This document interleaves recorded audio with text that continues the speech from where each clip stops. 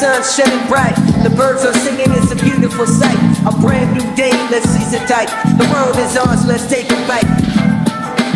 Let's take a walk by the rapids, I feel the breeze. Let's enjoy the ride, let's sing a song. With all our might, let's dance like there's no tomorrow. It's like enjoy the day, let's make it right.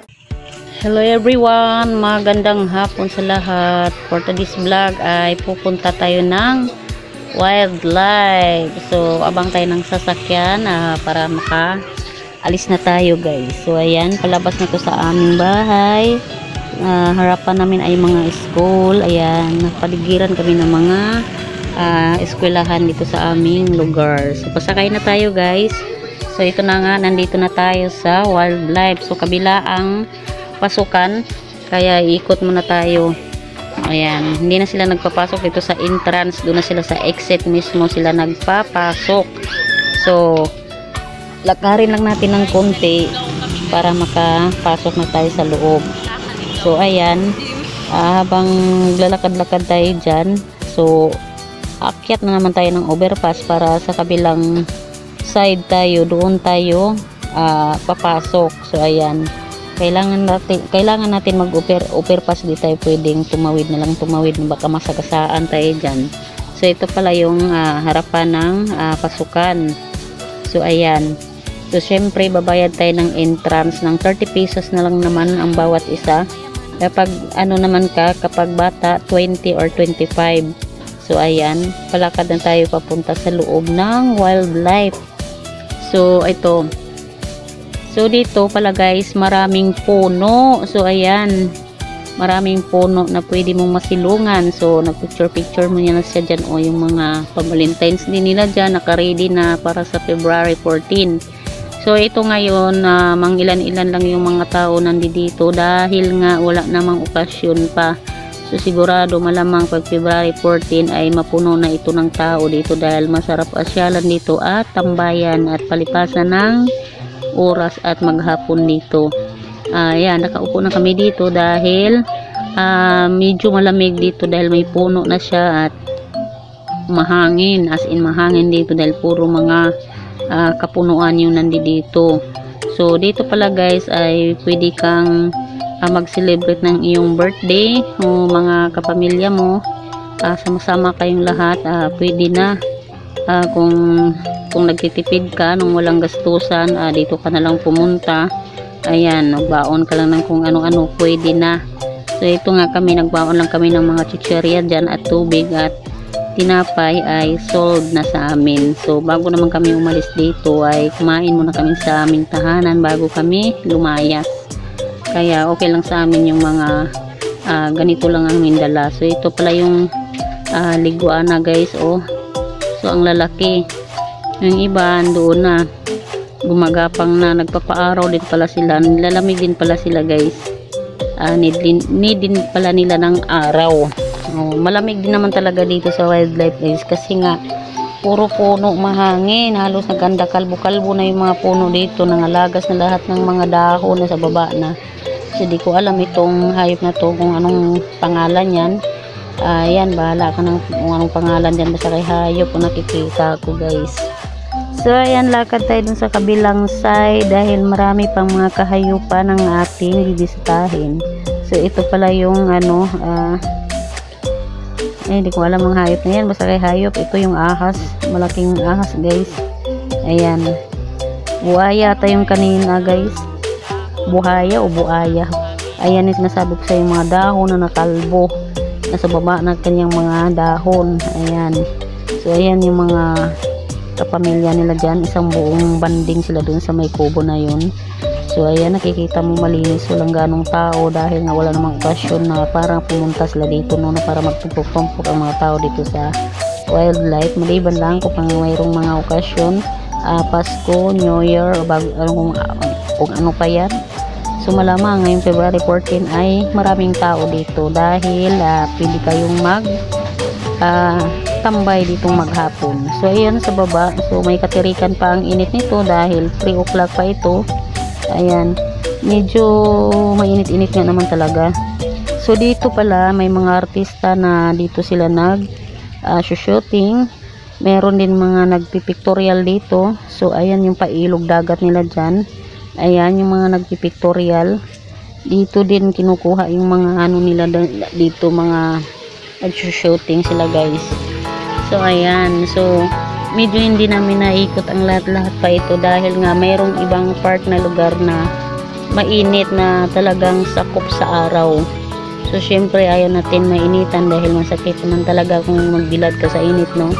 Dito tayo sa mga lilim, maghanap tayo ng mga puno na pwede nating masilungan.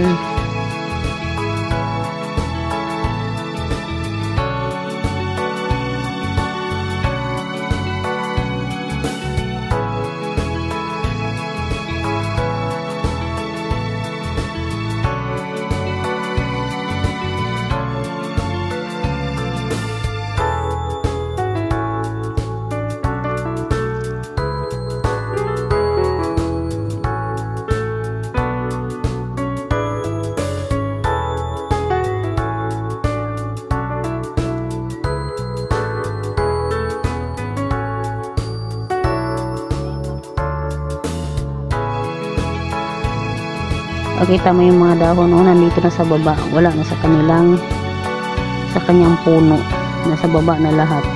So ayan, nakita nyo naman, nakahiga pa si Teddy Bear, si Papa Bear dyan, yan, nakahiga dahil malamdong nga, as in mahangin siya, masarap siyang tambayan dahil mahangin talaga. Ayan, malinis na naman din siya, malinis talaga. Kumbaga yung dahon lang, natural lang talaga yan dahil puro puno nga naman dito, kaya meron talagang dahon. Ayan, pahinga muna tayo dito ng ilang minutes bago tayo na naman maglipat para makita na naman natin yung ibang lugar. So ayan, dito na naman kami sa ilog or ilog dagat. Basta kay ilog ang alam ko dito. So ayan, malinaw. So ito na sa mga 4 o'clock na ito, kaya medyo hindi na trika ng init. So ayan yung mga puno dyan, nagkukulay green pa yung mga dahon dyan. Ayan, lakad na naman tayo ulit at papunta na naman tayo dun sa kabilang side. Ayan, tatlo lang naman kami pala ang nandito ngayon dahil tatlo lang din kami naiiwan sa bahay, kaya kami lang din tatlong lumayas. So sa kanilang payag pala ay nakalak, hindi natin mapasukan, hindi natin masilip dahil nakakapadlock. O dito lang tayo sa labas. Siguro sa February 14 ng araw ng mga Valentines, baka bubuksan nila yan. Ayan, nakalak ang kanyang gate. Ayan, yung pa kubo-kubo nila dyan.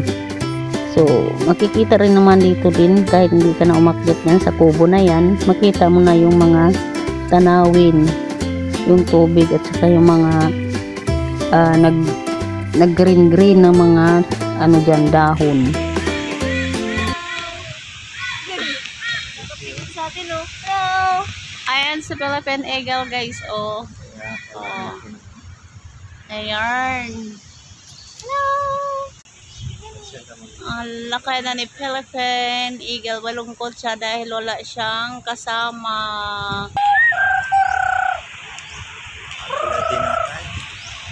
Hello kaibigan!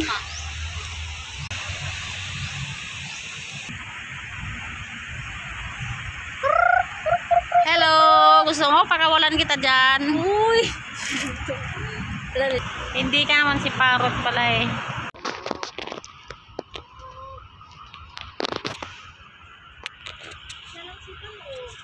So ayan din ang ibon na malaki guys. Ayan.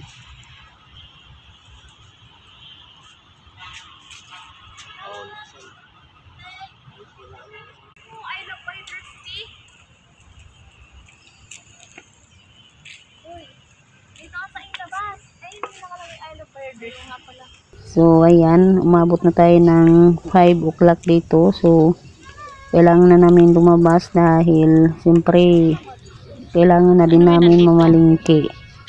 Ayan, Habang naglalakad-lakad na naman kami dito ay siyempre hindi mo naman maiiwasan na titingnan yung ibang mga naka-display dito, no? Kasi nga yun nga ang sadya natin dito kaya tayo pumunta para malibang.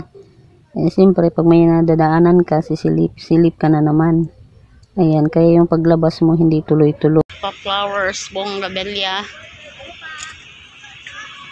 Bonggang belya. Ano ba yun? Bonggambilya? Bonggambilya? Or bombilya? Ay, iwan.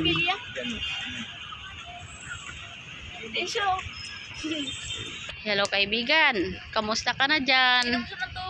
Ay, kahaba ng uso. Oh. Ang haba ng iyong uso para kasi babalo.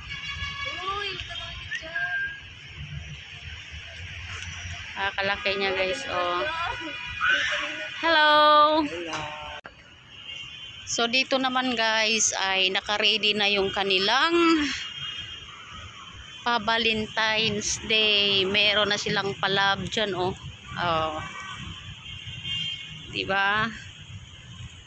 Palab-lab na sila dyan, oh. Diba? Walang tubig.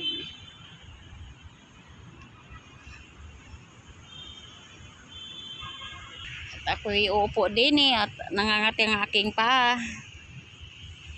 Ayan.